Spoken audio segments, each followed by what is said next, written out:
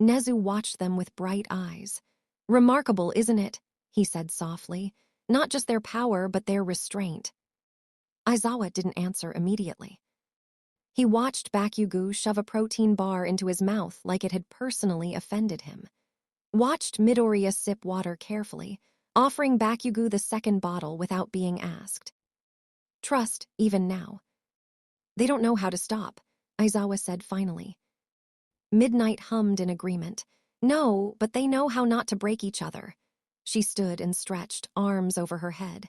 "That's more than most adults manage." Nezu nodded, which is why intervention is necessary, not punishment. Aizawa met Nezu's gaze. "You're thinking mentorship." Nezu's smile widened just a fraction. "Among other safeguards." Midnight glanced between them. "You're not going to expel them, are you?" Aizawa shook his head. "No." Bakugo froze mid-bite. Midoriya looked up sharply. "Then what?" Bakugo demanded. Aizawa's gaze was steady. "Then we make sure you don't destroy yourselves before you're old enough to choose how far you're willing to go." Silence settled over the gym, heavy but not hostile. Midnight pushed the trolley closer, tucking a blanket around Midoriya's shoulders without comment. "You boys finish up. We'll get you to recovery, girl." She glanced at Aizawa as she turned away, voice low. "You're attached." Aizawa didn't deny it. He watched the two exhausted boys drink and eat under the harsh lights of the training gym, surrounded by adults who had woken in the middle of the night just to make sure they were okay. The phone calls didn't end in panic. They ended in fury. Mitsuki Bakugo arrived first, door slamming open so hard it rattled the frame. She took one look at the wrecked gym, the blood, the bruises, and then zeroed in on her son. "K-A-T-S-U-K-I." Bakugo winced. "Hey, Ma." Smack. Not hard enough to hurt, hard enough to sting.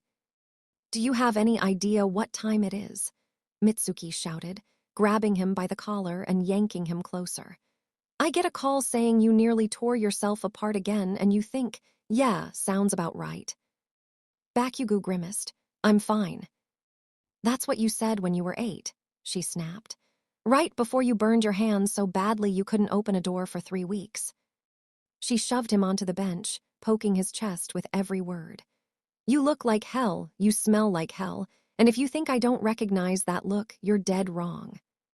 Bakugo looked away, jaw clenched. Inko Midoriya came in moments later. She didn't scream, which somehow made it worse. She walked straight up to Izuku, hands on her hips, eyes sharp behind her glasses. "Izuku Midoriya," she said calmly, too calmly. "Explain." Izuku shrank immediately. "I'm okay, Mom." "Oh, I know you are," Inko said, crossing her arms. "You always are. You were okay when you collapsed at 8. You were okay when you ran a fever for 4 days straight and scared the neighbors half to death." She leaned down to his level. "That doesn't mean I'm not furious." Izuku swallowed. "I'm sorry." "You're always sorry," Inko replied. "And you never stop." She reached out and flicked one of the faint spiderweb cracks on his arm with her finger. "These look worse than they are. I know that. I've seen them fade 100 times." Nezu blinked. "You have?" Inko sighed. "Yes, every time he overdoes it since he was little." Mitsuki snorted. "Same with Katsuki. Looks like he got run over by a truck, then he sleeps it off and wakes up ready to fight God." Bakugo muttered, "I could take him." Mitsuki smacked him again. "You'll take *A nap." Despite the anger, neither mother looked panicked. Worried, yes, but it was the exhausted worry of women who had raised children that refused to break no matter how hard they pushed themselves. "We know it looks bad," Inko said, rubbing her temples. "Doctors panicked at first, we did too." "But they always bounce back," Mitsuki added, "annoyingly fast." Nezu folded his paws, intrigued. Fascinating resilience. Aizawa watched them carefully. The mothers weren't dismissing the danger. They were experienced with it. "That doesn't make this acceptable," Aizawa said. Mitsuki shot him a sharp look. "Didn't say it was, but don't look at them like they're fragile glass." Inko nodded. They've been like this for years. They know their limits better than anyone. Izuku opened his mouth. Inko pointed at him without looking. You do not get to agree. Bakugo snorted. Izuku flushed. Mitsuki crossed her arms, exhaling. Still, UA or not, you pull something like this again without supervision, I'll ground you until you're 30. Bakugo grimaced. That's illegal. So is half the stuff you do, she shot back. Despite everything, the tension in the room eased slightly. They were angry. They were worried. But they weren't afraid. Because they'd raised these boys long enough to know. The bruises looked worse than they were. The bodies healed. And the real problem had never been whether Izuku and Katsuki would survive. It was whether anyone would ever teach them when to stop. The anger lingered in the room, sharp and raw, but it slowly shifted into something heavier. History. Inko sat down beside Izuku, smoothing her skirt with trembling fingers. Mitsuki leaned against the wall, arms crossed, eyes fixed somewhere far past the present. There was a day, Inko began, voice quiet but steady, when they were 8. Aizawa's attention sharpened instantly. Nezu's ears perked. They came home late, Mitsuki said, jaw tightening. Too late, sun already down. Inko nodded. Izuku collapsed the moment he stepped inside, just dropped, he looked, she swallowed. Dead, cold, unresponsive. His skin had those cracks for the first time, everywhere. Izuku stared at the floor. Bakugo's fists clenched. We thought he was dying, Inko continued. Ambulance, doctors, tests, no answers. And Katsuki, Mitsuki added, pushing off the wall, couldn't stop shaking. His feet, she huffed out a humorless laugh, burned clean through his shoes, scorched the floor when he panicked. Aizawa's eyes widened a fraction. Feet. Mitsuki nodded. That was the day he learned he could explode from anywhere, not just his hands. Nezu went very still. That level of adaptation at 8 years old is extraordinary, he said softly. They never told us what happened, Inko said. Not then, not ever. We asked, Mitsuki said sharply. Doctors asked, teachers asked, even the police poked around. Bakugo's voice was low. Didn't matter. Izuku's fingers twisted into the fabric of the blanket. We were fine, he murmured. Inko shot him a look. That's not the point. She turned back to the adults. We knew, without them saying it, that Izuku's quirk was involved. Aizawa stiffened. You're certain? Inko nodded. Every time he pushes too far, the cracks appear. Every time. Katsuki adapts alongside him. She paused. Like they're responding to the same pressure. Nezu's eyes gleamed faintly. Fascinating, he whispered, excitement threading his voice despite the gravity. A feedback loop between two developing quirks, one escalating force, the other adapting explosively to match it. Mitsuki grimaced. You're enjoying this too much. Nezu chuckled lightly. Apologies, but this suggests something far beyond standard quirk growth. Aizawa crossed his arms. You think Midoriya is pushing his quirk toward an early awakening? Or beyond, Nezu replied. What you're describing isn't just overexertion, it's expansion. Inko frowned. What does that mean?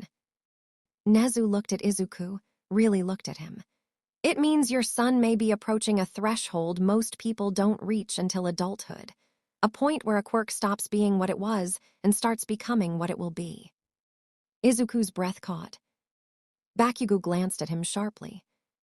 And whatever happened that day, Nezu continued, likely accelerated that process. The room fell silent. Aizawa spoke carefully. Why keep it secret? Bakugo answered first, voice flat. Because adults panic. Izuku nodded. And when adults panic, they make a stop. Inko closed her eyes. Mitsuki cursed under her breath. Nezu, however, looked thoughtful, excited, yes, but not careless. You didn't speak because you knew it wasn't finished, he said. Whatever happened, it wasn't an endpoint. It was a beginning. Izuku didn't deny it. Aizawa exhaled slowly. You're standing on the edge of something dangerous. Bakugo smirked faintly. We know. Inko stood, hands on her hips again, anger flaring anew. And that is exactly why you don't get to face it alone anymore. Mitsuki nodded. Secrets or not, Yue's in this now. Nezu clasped his paws together, eyes bright. Indeed. Whatever had happened when they were 8. Whatever Izuku's quirk had nearly become. Izuku and Bakugo didn't look at each other. They didn't need to. Years of shared instinct filled the silence between them, a quiet agreement passing without words. Bakugo stayed still, not tense, not defensive, just ready, the same way he always was when Izuku finally decided to speak. Izuku took a breath. It shook.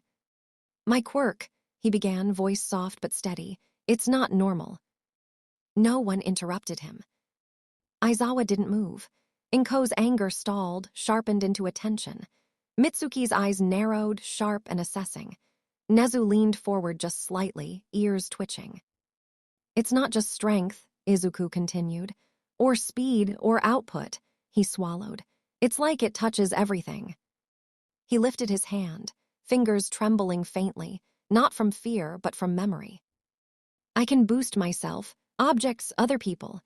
His eyes flicked down to the spiderweb cracks faintly visible along his forearm. Quirks, too. Nezu's breath caught. Boost in what manner? He asked carefully. Izuku hesitated, then forced himself to say it. I push them forward, he said. Like I'm dragging them into what they'll become later, not awakening them, but forcing their output into the future. The room went dead silent. Aizawa felt something cold slide down his spine. That's, Inko started, then stopped, her face pale but unsurprised.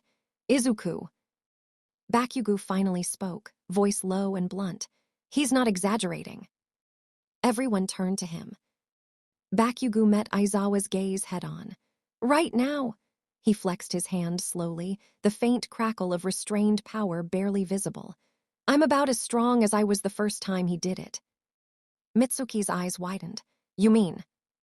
8 years old, Bakugo confirmed. That day. Nezu's tail flicked sharply. Izuku nodded. I didn't know what I was doing, he said quietly. I just wanted him to be stronger, faster, to survive. His hands curled into fists, and my quirk listened. Aizawa's jaw tightened. That's when you collapsed, Inko whispered. Izuku nodded again, and when Kaken burned his hands, and his feet changed. Nezu's eyes gleamed, not with carelessness but awe barely restrained. You didn't just enhance a quirk, he said. You advanced asterisk it. Yes, Izuku said, and it nearly killed us. Bakugo scoffed. Worth it. Mitsuki smacked the back of his head instantly. Not helping. Bakugo shrugged. Didn't stop him. That made everyone freeze.